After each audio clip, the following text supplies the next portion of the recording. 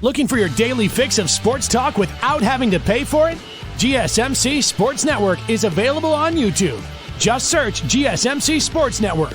Get your fix of daily sports talk shows on YouTube, absolutely free. NFL, college football, NBA, MLB, MMA, UFC, fantasy football, and so much more.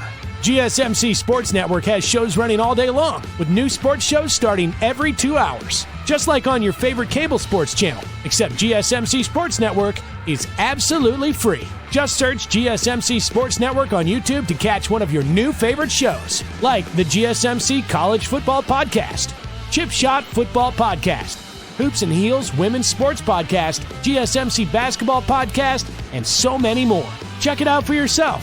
GSMC Sports Network, now available on YouTube absolutely free. Search GSMC Sports Network on YouTube right now.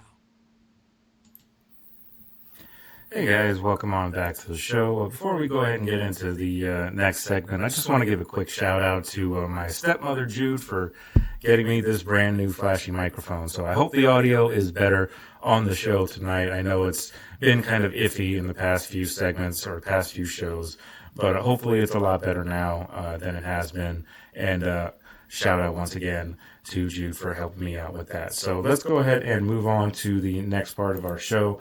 5 possible new playoff teams in this upcoming season in 2025. Obviously, there was a lot of entertaining teams last year. I do think there were some teams that you would typically normally see in the playoffs that did not get a chance to make it, whether that be from a lot of injuries that they had to deal with or just, a little bit of disappointing seasons overall. But 5 teams that I think can make the playoffs in 2025. So the first of which I'm sure is not really much of a shock to anybody. I have the Chicago Bears as a team that can make the playoffs this year. They've made a lot of really, really good moves in this offseason. And even last offseason, they made a lot of good moves as well. It's just the team wasn't completely built, and they had a terrible coaching situation as well. And they have hopefully a much better coaching situation this year with Ben Johnson coming in as the offensive coordinator from Detroit, coming over from there and being their head coach and installing a whole new system. And that will only make Caleb Williams better with an offensive mind like that. They've added a lot through free agency. They've really done a good job in the trenches. They've completely revamped that offensive line. The defense has also had some improvements as well. Getting a guy like Grady Jarrett from the Falcons was a big get as well. So a lot of really good moves from the Bears, and I really like what they're doing. And I think this could actually be the year where Caleb Williams starts to show why he was drafted as high as he was. He was just in a really, really bad situation last year. Very, very bad head coach. Should have been fired probably a couple years before he actually ended up being fired. It took just an unreal, boneheaded decision against the Detroit Lions to finally make the Bears brass, go ahead and fire him, which was the best thing I think that could have happened to Caleb Williams, to be quite honest. Matt Eberflus was not the guy that was going to develop Caleb Williams into a star, let alone a starter in this league, but just a star quarterback at all. Ben Johnson has that ability. He can absolutely do that. He's got the offensive mind. He can put them in great positions. They can add a few more pieces in the draft as well and just completely finish that team and make them a competitor. Don't know if they'll contend with teams like the Eagles or something like that in the playoffs. We'll have to see. But, they're really building something in Chicago, and I think they really can take a huge step forward this coming season. Another team that I think who missed the playoffs last year that I think can make the playoffs, and that is the Atlanta Falcons. And that is kind of for a number of reasons. I like Michael Penix. I think they're going to be better offensively than they were last year under Kirk Cousins. I think Penix showed a lot of promise in the few games that he played towards the end of the year. And the other reason really is that division is always so up and down and so wishy-washy. Like the Bucks are probably, at least last year, they were the best team in that division, but they weren't that much better than the Falcons record-wise. I mean, the Falcons had the lead in that division for a good chunk of the year last year, and then just ended up falling off. And then the Buccaneers surged towards the end of the year behind, of course, Baker Mayfield having a tremendous year and 40-plus touchdown passes. But the Falcons, if they got better quarterback play last year consistently, they might have won that division. They probably would have won that division, and the Bucs might be on this list now instead of the Falcons. I just think the Falcons, of course they lost a couple guys like Grady Jarrett. We talked about him just a second ago when we were talking about the Bears, because the Bears are the ones who nabbed him. But, I still think that the Falcons can do enough to win that division, because that's what it's going to take to get into the playoffs in that division. I don't think that division gets two teams out of it into the playoffs.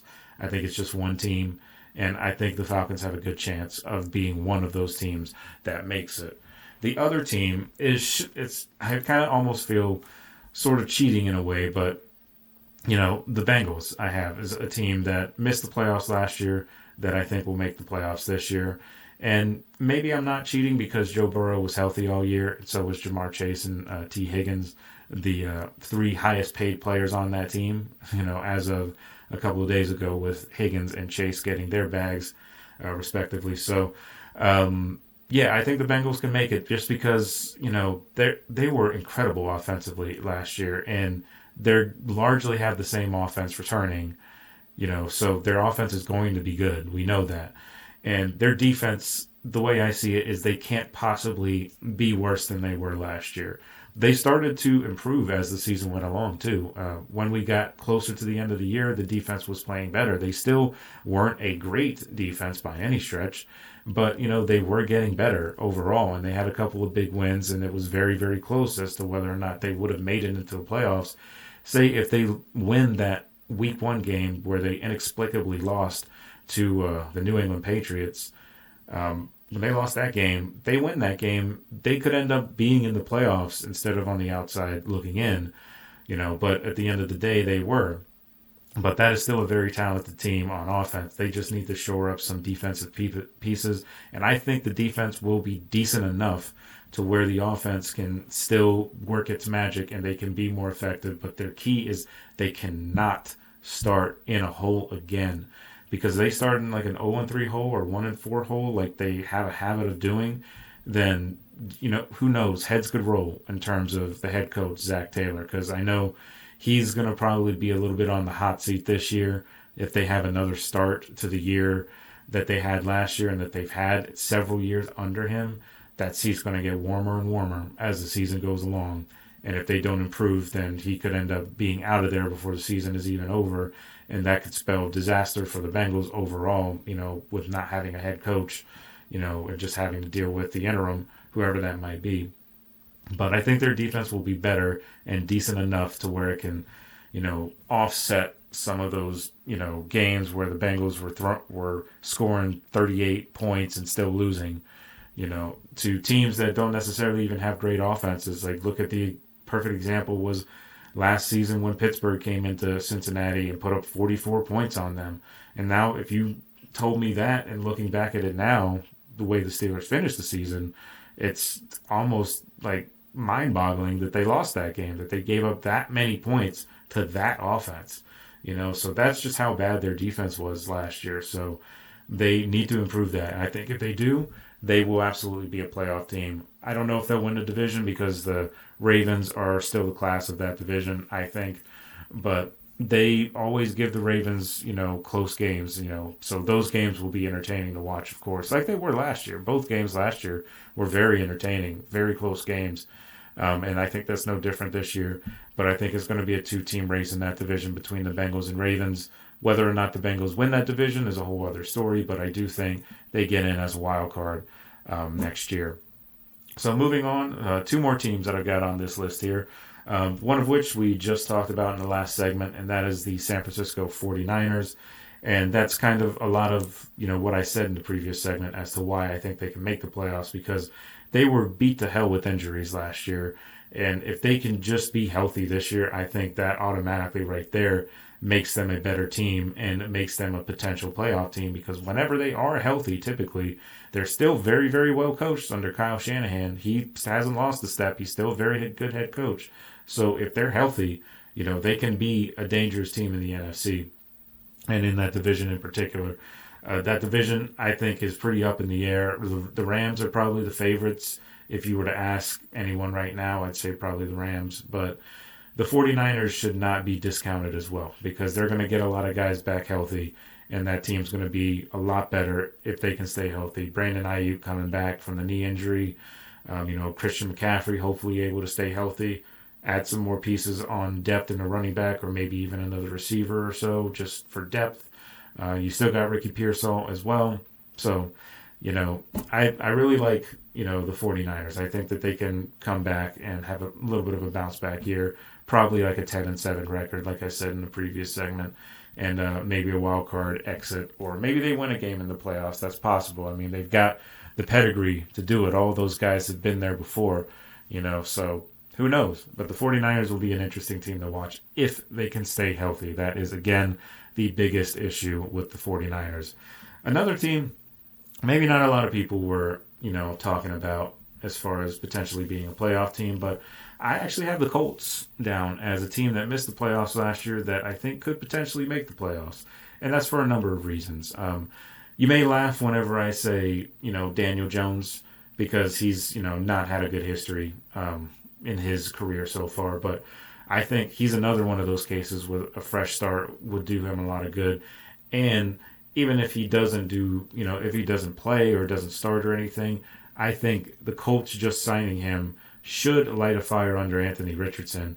And as far as, he is concerned, it's do or die this year, I think, if you're a Colts ownership. If he doesn't show that he can be a franchise quarterback, I cannot imagine that they will keep on to him. I feel like they will move on from him after this coming season if they don't see any kind of improvement, or especially if Daniel Jones wins that job instead of Anthony Richardson. Because Anthony Richardson, he's got all of the athletic talent in the world. He just needs to be better at, reading defenses and being less careless with the ball. If he can do that, maybe he can grow into a decent or average starter in this league. I don't think he's going to turn into Patrick Mahomes or, prime Cam Newton or anything like that.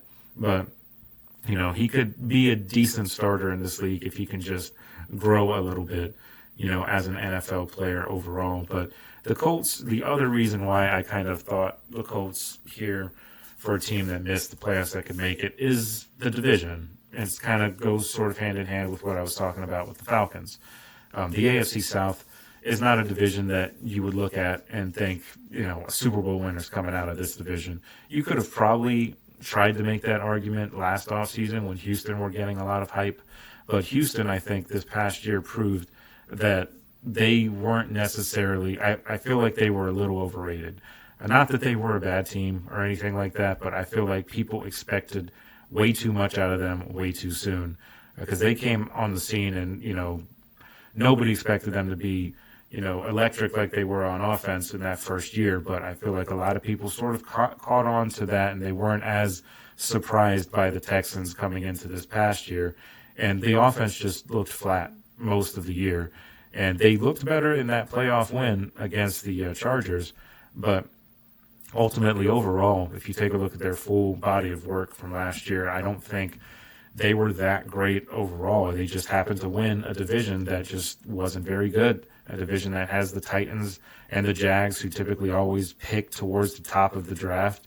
And then you've got the Colts, who are typically always like a fringe playoff team, if that.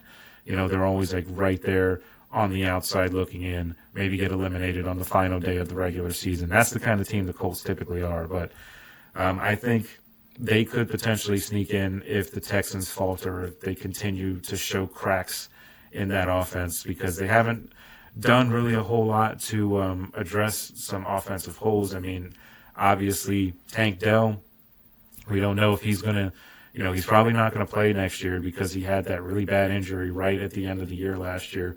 So it wouldn't surprise me if he's out for the entire season this year. So they're going to have to, rely on Nico Collins, and they're not going to have Stephon Diggs anymore because he's a free agent. So, there's a lot of questions with the Texans as well. And them, of course, trading away their best offensive lineman and Laramie Tunsil, that's not going to help matters either. I think the Texans take another step back this year.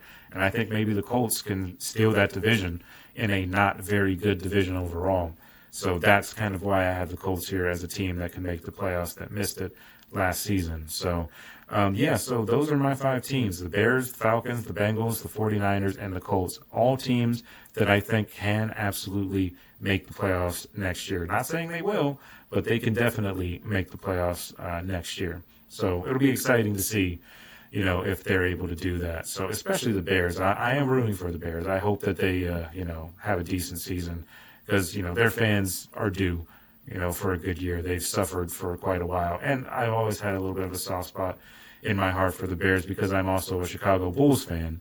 So obviously Bears and Bulls, same city and all that stuff. So moving on to our next segment. Before we do that, we're going to take another quick break, and we're going to finish off our season outlook series, and we're going to be talking about the Arizona Cardinals, who I think are a very intriguing team to watch this coming season. So just stick with us, and we'll be right back right after this.